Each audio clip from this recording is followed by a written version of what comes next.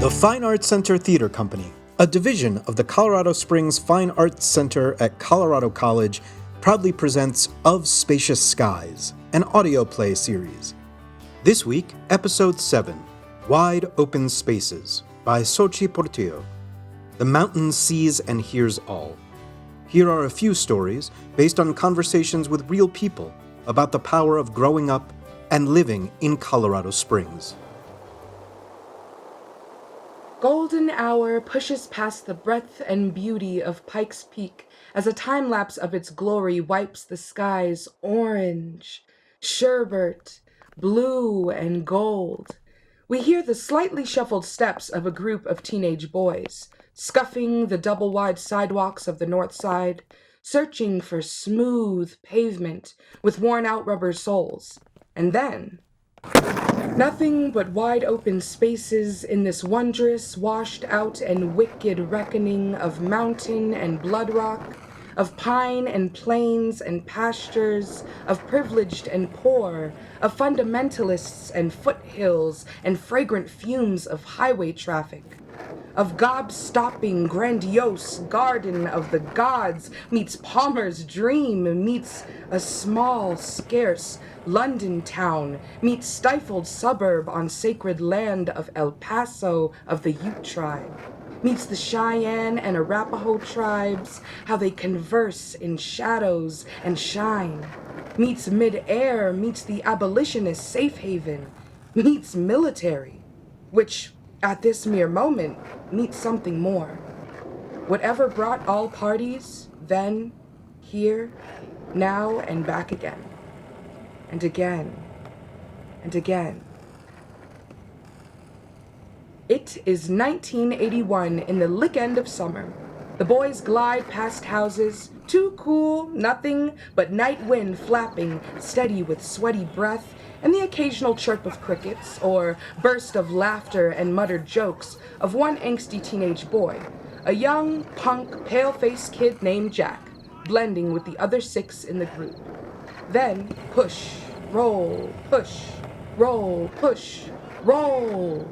The rhythm of the wheels takes us to the now 39-year-old Jack, reminiscing on the ripe days of his adolescence. The thing I remember growing up on the north side was wide streets, wide sidewalks, these wide spaces to roam, within reason. If you're 12 to 16, before you can drive, just coasting, doing formative year things, picking up friends on the way, and it all felt really safe. That environment. We just did really unsafe things. 9 at night with your crew. Some had skateboards, others didn't. We were like, yeah, let's go, get lost. We'd go all the way down to this abandoned warehouse right by Horace Mann Middle.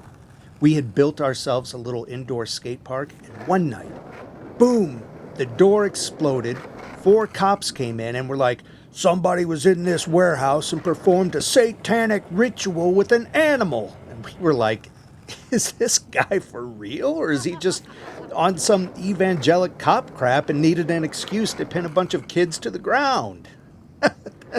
Anyway, I had this launch ramp set up, and we would skate straight down to Wood Avenue sometimes, see that pretty girl we all really liked, show off for her in front of our group, and then go fight the man or something, and then harass the security guards at Colorado College.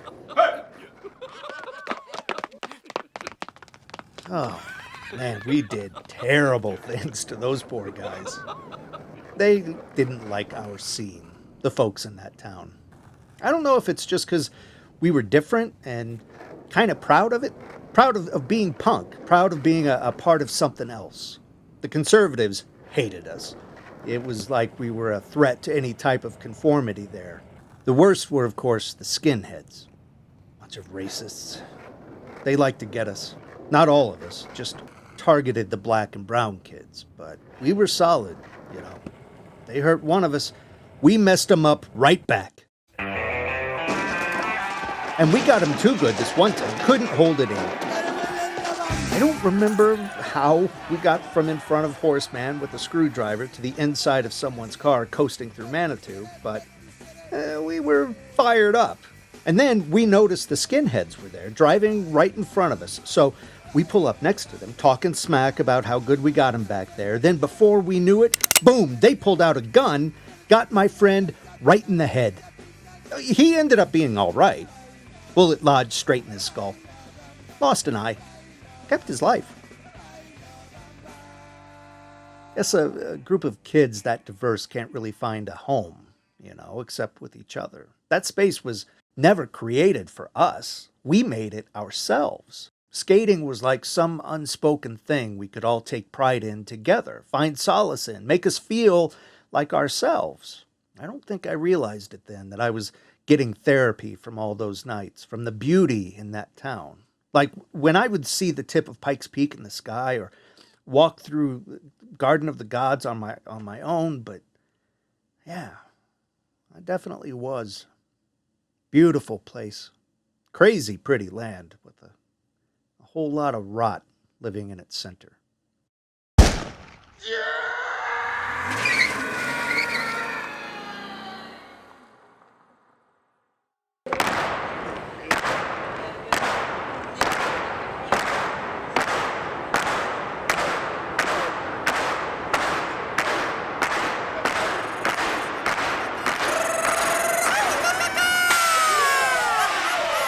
We are at the Boys and Girls Club of Colorado Springs. It is late June in 1966. A young teenage boy's singular voice mimics the sweet kick-a-dick-a-dee of a rooster at daybreak.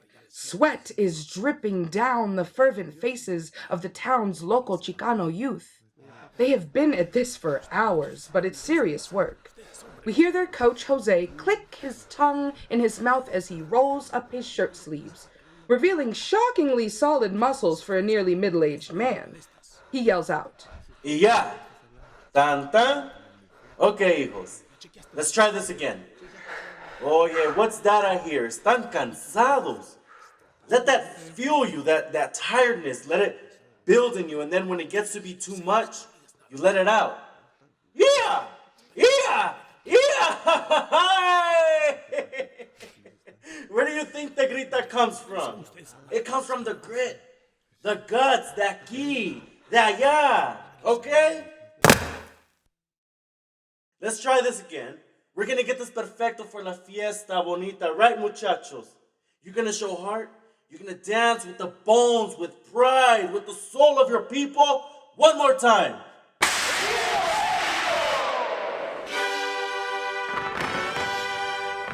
Trumpets sing differently in a space never created for them.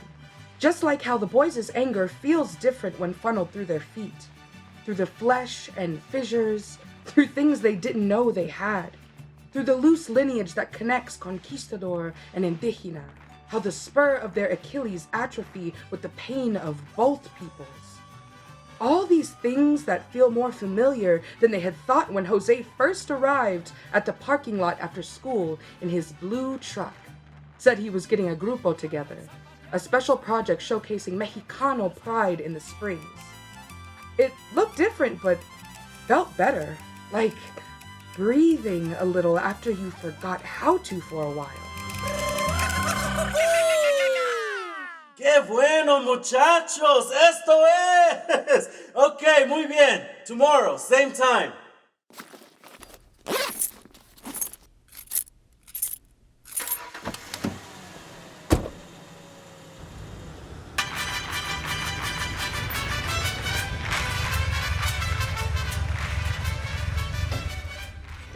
Jose pulls up to his gym, another source of his pride. We see the sign painted on the front, Bodies by Jose, right there on Colorado Avenue.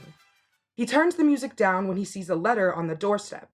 He hops out of the car, shuts the door, boots grinding with pride in the high desert dust that riddles the road as he steps onto the pavement.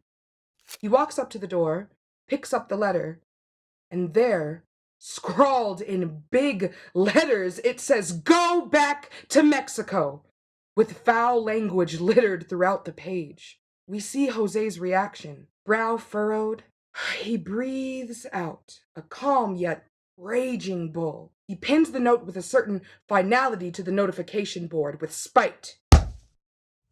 He walks back to his truck and drives off with more zest and anger than when he arrived.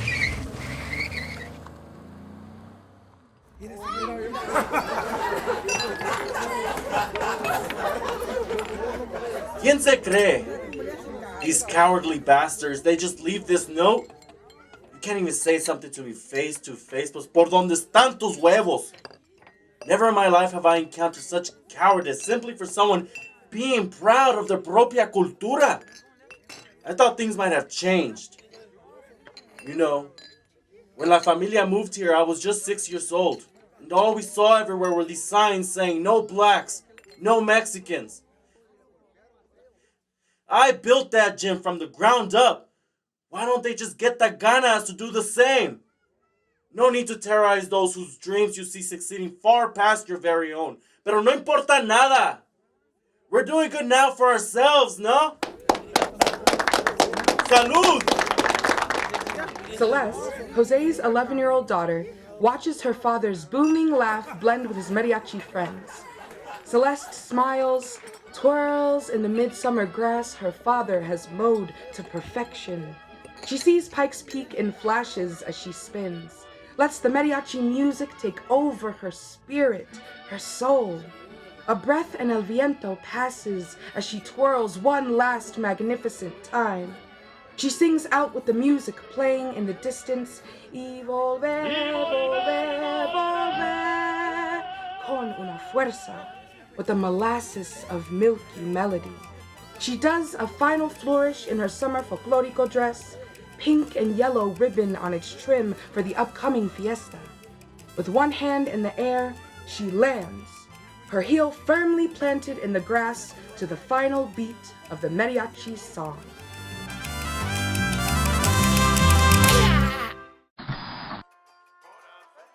I left the Springs in the 70s for school. I'm still in Colorado, in Denver now. I have a few brothers that stayed, so I visit here and there. Home is home. Growing up, my father made sure we were never sheltered from our culture. It was at the forefront. In our household, if it wasn't school-related, art-related, activism-related, we weren't doing it. My dad. He knew what the kids got into on the streets. That's why he would rally them up after school, take them to go dance. In his opinion, if you had pride of your culture, pride of something outside of yourself, you were far less likely to get up to some mischievous behavior, less likely to join a gang. There weren't many Mexicans in the Springs. It got better from when he came here as a kid, but it wasn't the politics. The politics got worse. It was better because we were proud. It was instilled within us. I still have hopes for that city, that they might open their eyes and their hearts, be more inclusive of our communities. My dad's dance school still exists, and that gives me hope. And now, dance for me is, I love it. My passion for flamenco. But now, I'm in this high-stress education job. I taught ELD, English Language Development. Did that for the last 9 years. And now, they forced me into this remote classroom. The internet is still new to me, and it's so strange recording all these online classes. I'm not really enjoying it anymore. My brain, my heart, they aren't in it. It just isn't the same. I do it for the kids, but that just doesn't seem like enough at this point. So when it all gets to be too much, and I have a 15-minute break to breathe, I just flip on some salsa, bachata, flamenco, lo que sea, and start moving. It takes me back to my dad's yard in the summer. when all his mariachi friends from Mexico would come up for our annual La Fiesta Bonita, and I would hear them speaking in Spanish, telling jokes, laughing, how perfect it is there in the summertime, seeing Pikes Peak way up in el cielo. Even if now I'm just in my living room with my radio on, I can be there again. It gets me into a happy place, like I'm back in the Springs. Just a girl, just dancing.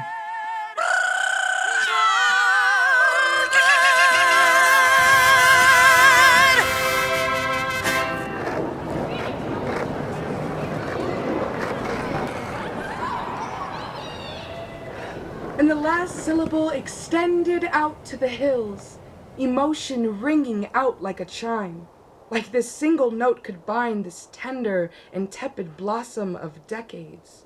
The wheels on pavement, the whoosh of a skirt in summer grass, the moan of the masses, all these feelings, all these faces, in one glorious reverberation across red earth. A chorus to careen over these wide open spaces, wild within reason, even if only for a moment, a breath, a single soul. Y como canto Silvio Rodriguez, ojalá! If only the aspen could open their achy mouths, they might melt mellow gold, might form a duality with purple mountain majesty, to make something new from the crusted cracks of old, might give way to strangers' songs instead of mocking their gritas as a form of glee never deemed worthy enough to unfold. Ojalá! Sing it out now at golden hour, gente. Guts splayed out on the crest of the sangre de Cristo. Give them such sacred oro to behold.